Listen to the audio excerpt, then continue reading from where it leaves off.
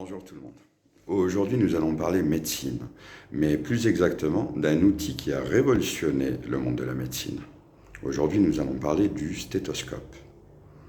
Il faut savoir que dans l'histoire du monde médical, le premier cas d'étude se rapprochant du principe du stéthoscope remonte à l'Égypte ancienne. Il s'agit d'un papyrus datant du XVIIe siècle avant Jésus-Christ, où figurent les premières traces de recherche de signes audibles à l'intérieur du corps humain.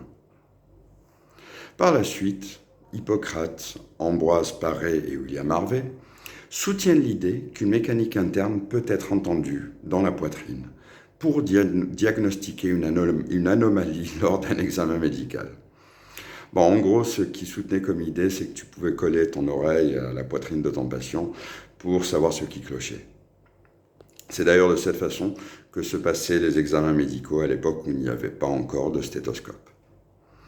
Nous devons l'invention du stéthoscope à un docteur du nom de René Laennec, élève en son temps du médecin personnel de Napoléon. Et moi, c'est maintenant que je me pose une question. Pourquoi le docteur Laennec a-t-il inventé le stéthoscope? Eh bien, je vais vous le dire.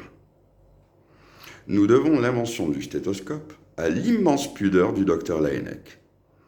En 1816, le docteur René Laennec, médecin à l'hôpital Necker, est très intimidé par une jeune patiente qui reçoit en consultation. Il devait coller son oreille à sa poitrine et refusa catégoriquement « non ». Il ajouta même « l'âge et le sexe de la patiente interdisent ce genre d'examen ». Très énervé. Le docteur Laennec était flûtiste à ses temps perdus.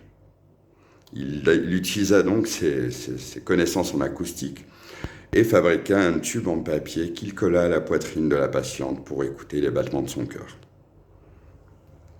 Par la suite, il le perfectionna en tube en bois et lui donna le nom de stéthoscope, du grec stéthos qui veut dire poitrine. Peu de temps après l'invention du stéthoscope, le docteur Laennec invente également le tensiomètre. Donc deux inventions qui ont carrément révolutionné le diagnostic médical. Je dis donc merci au docteur Laennec, merci à tous les toubibs qui tirent son origine du mot tabib. Donc merci à tous les toubibs, médecins du monde, pour le travail qu'ils font. Et particulièrement à ma tante, le docteur Fatima Zitouni, qui a dédié toute sa vie aux autres, à qui je dis « Prends aussi soin de toi, s'il te plaît ». Voici donc la petite histoire de l'invention du stéthoscope. Je vous souhaite une très bonne journée et je vous dis à bientôt.